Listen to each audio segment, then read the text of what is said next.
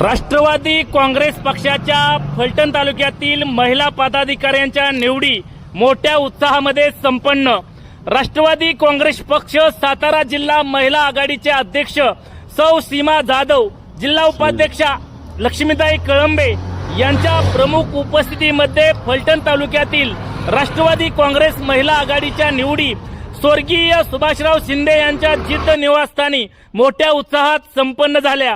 यावेळी राष्ट्रवादीचे प्रदेश सरचिटणीस रामभाऊ ढेकळे, महानंद दूध संघाचे माजी व्हाईस चेअरमन डी.के. पवारांना, राष्ट्रवादी काँग्रेस महिला आघाडीच्या फलटण तालुका अध्यक्षा सौ प्रतिभाताई शिंदे, निवृत्ती खताळ सर, शिंदेवाडी ग्रामपंचायतचे सरपंच आनंद यादव यांच्या प्रमुख उपस्थितीमध्ये महिला पदाधिकारी निवडी संपन्न झाल्या।